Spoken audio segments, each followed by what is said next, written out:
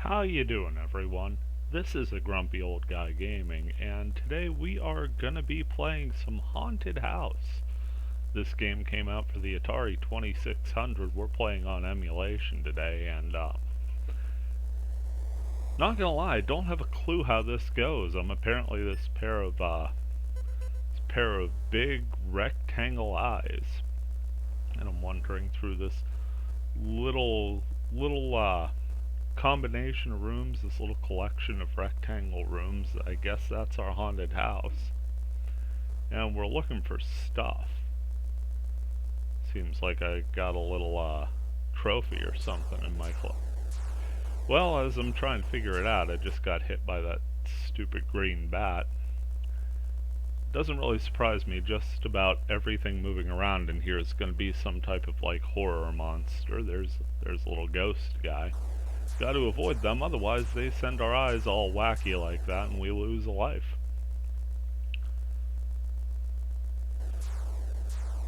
Spider got us there in the exact same room that the ghost had previously got us. Now everything's coming up on us. Fire button there. Put a little circle around us like we were shining a flashlight or something. Just sort of walking through now. Not really sure what's going on here. Number on the left is switching up with the color of the place. Okay, that's different. Got something going on here. Oh look, the eyes are greenish now, as is our stat bar. Kinda looks like the beginning screen again. Not too sure what we did there, but there you have it. Yeah, there we go. Reset it and now we're back. So we must have done whatever we were supposed to do, and that's the win.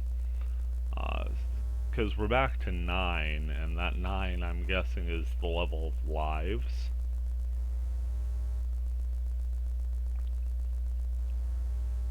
Just sort of moving through here.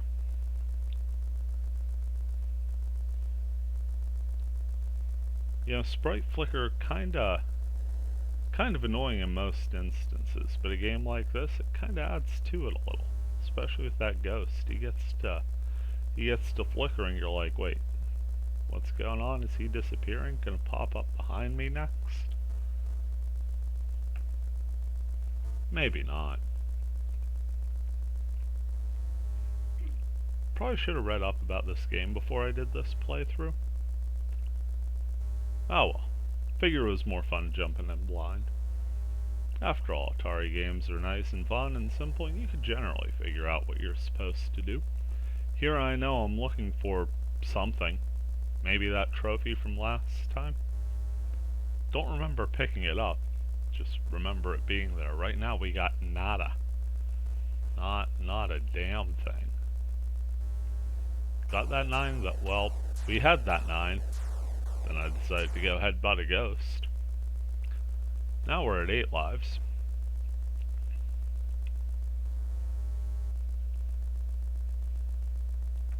Okay, so 2 is the orange set of rooms. Guess the orange walled rooms. 3 is green. What's that 0 2? I'd ask you, but I could figure it out for myself. Maybe. Just testing out the different doors. Some are locked, you get a little knocking sound when you try to go through them. Others let you right through, and those are kinda neat because if you have your little light on, you kinda see shadows where the steps are. A lot of little touches in this Atari game.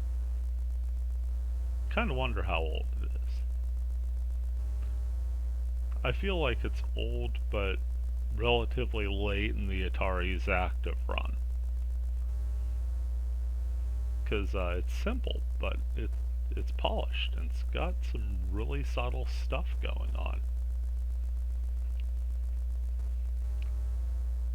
See, that's how I talk when I try to sound like I know what I'm talking about. There, we picked up a little thing.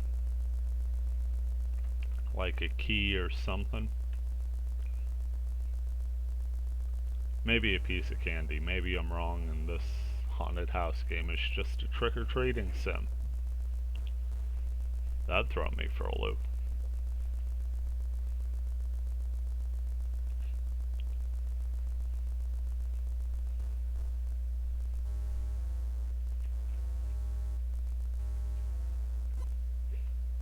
Hey, there's a little magic wand type thing. Not really sure what it's doing. If it's doing anything. Okay, do I want the wand or the little candlestick? Or nothing. Apparently there's a way to drop the wand. Wand or candlestick? What do you think? Kind of neat when you shine your light on the stuff. It shows all rainbow. Really draws the eye to it. As if automatically picking it up anyway wasn't a thing.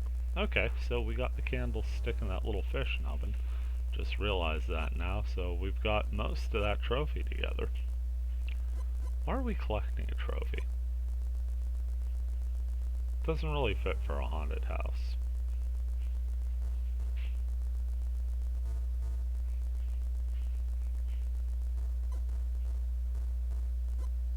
Yeah, I'm gonna have to look this up when we're done with this playthrough here.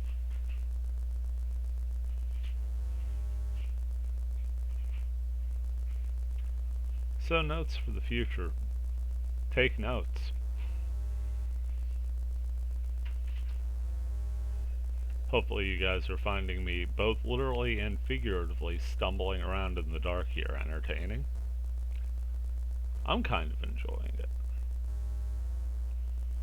Certainly a lot different than straight commentary. I'm grasping at straws in the gameplay here.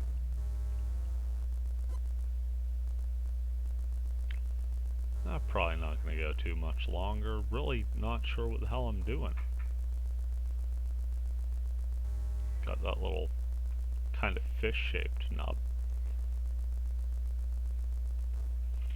Yeah, I think I may just cut this off here, coming up on 8 minutes. Maybe go online and look at what the hell this game's supposed to be. Probably a good call, right?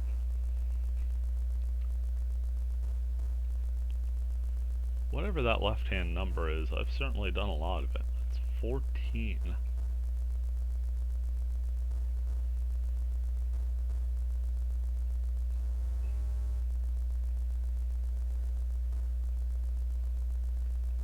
Yeah, we'll probably just call it right here then.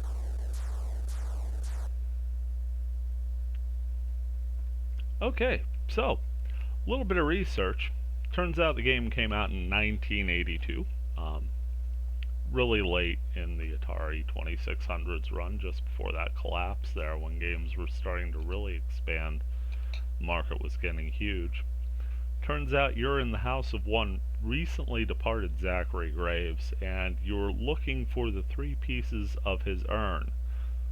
Why an urn is in 3 pieces and how it's holding anything broken like that, I don't know. Maybe the guy was really into Lego. Maybe his mortician was. Not my call, but that's the goal, and you're supposed to go through the floors of the house. So here's a couple seconds of me acting like an already eaten Pac-Man ghost with an identity crisis, and we'll get back to her. And we're back. Let's see what we could do here. Turns out that is not a flashlight, that is lighting a match. Gives you a chance to look around and find the objects, but if a monster enters the same room you're in, cold wind blows out the match like you saw right there. That little number on the left that was driving me nuts in the previous playthroughs, the number of matches. It doesn't really limit you. You're not held to a book or anything. Would have been kind of cool. Maybe if they did a remake, that would be kind of cool. Just see a little book of matches in the lower left corner.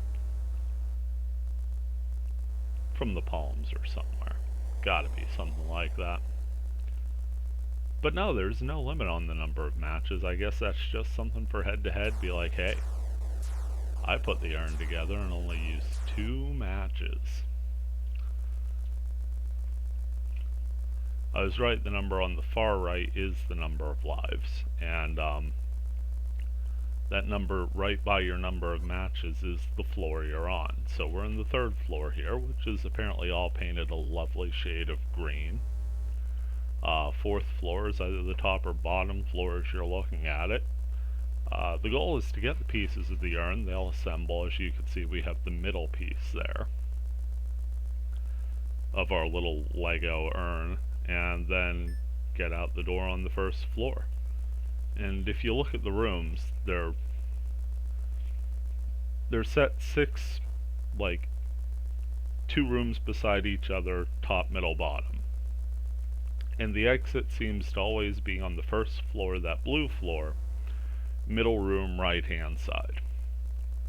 So that's where you want to go, and you want to get there without getting eaten by the monsters.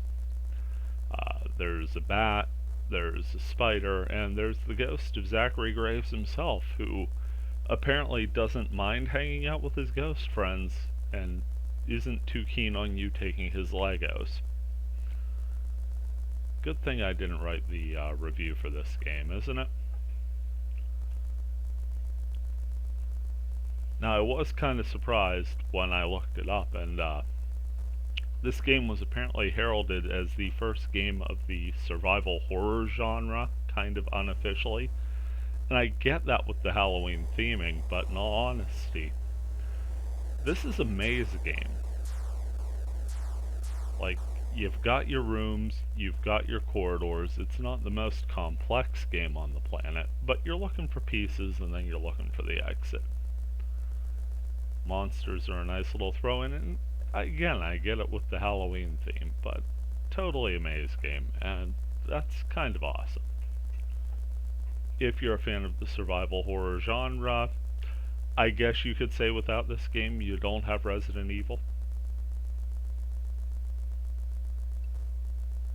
If we really want to get into the typing, this being the first means, yeah, the genre may not be what it is without it. That's kind of reaching. At some point, zombie games were going to get made. At some point, the horror genre was going to have its day. This is a pretty interesting first step in it, though. Down to 7 lives. Burned through a ton of fucking matches. 13 matches already. Apparently, Graves' electric bill wasn't paid up. Can't find a switch anywhere. So that wand, it's supposed to ward off evil spirits. That's what I got from the description.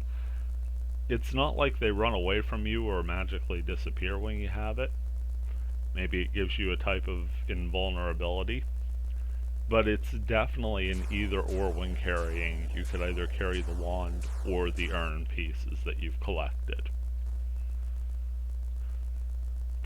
So if you looked at it earlier, I was sort of debating between what I thought was a candlestick and the magic wand. It turns out I was just stupidly trying to figure out what I should actually be holding. Right there, I completely forgot the wand was there, and in my haste to get out the door, I tripped over it and had to go pick up the urn. But there you have it, 17 matches burnt, 6 lives left, mission is complete. What do you say we give it one more try, see if we can't do better than 17 matches and 6 lives remaining, huh? Well, it's not like you had a choice in it, it's my video, so we're doing it one more time. Thanks to anybody who actually laughed at that joke. Already feeling kinda good, got 2 pieces of the urn and we're still on the 1st floor. Maybe I could find the 3rd piece down here and just make this a nice quick run. Get out of here with 1 match. Well, there's the fucking wand, nobody wants that. Head up to the 2nd floor. At first I was thinking after reading all that the 1st floor would just kind of be your enter-exit and the pieces would be randomly scattered amongst the other 3 floors. But it does seem to be a truly random dispersal. For instance, right there we got 2/3 of the damn urn barely moving from the door. At this point I got a question. Like, I get that we're googly eyes so we could get more graphics on the screen for the game itself. But what possessed us to walk into a haunted house to grab some guy's Legos? Like, we're kinda messed up in the head, aren't we? Could've just gone to the store for Legos. We don't gotta be stealing urns. There Graves catches us, and he's not too happy to see us, so chases us the hell out of that room. Smells a hot pocket or something, so he goes away. Kinda putzing around here. Go down to the second floor, up to the third, and go back down to the second floor, and Graves trips us on the stairs. Bastard. Not so sad we're taking his Legos now. He tripped me on a staircase. Last I checked, ghosts couldn't do that. So we didn't find anything on floors 2 or 3. Maybe the last darn piece is up here. Gotta be, right? I mean, we've been through everywhere else. Man. Not feeling good about beating this in less matches. Sure burning through those matches. Must be smoking while we're looking. Don't smoke! Yeah, unless you already do. Not really my choice. I got the extra playthrough choice. You get the smoking choice. That seems fair. Let's go for a fair October. There, the bat was coming up on me, and I got out of there just in time, but the fucker blew out my match, so here's number 11. And I'm back up to the 4th floor for no good reason, so let's head back down to 3 and then 2. Where did I miss that 3rd piece? Thought I explored the 2nd floor here pretty thorough, but we'll give it another look. Can't have missed it on the 1st floor. No way in hell everything was on the 1st floor.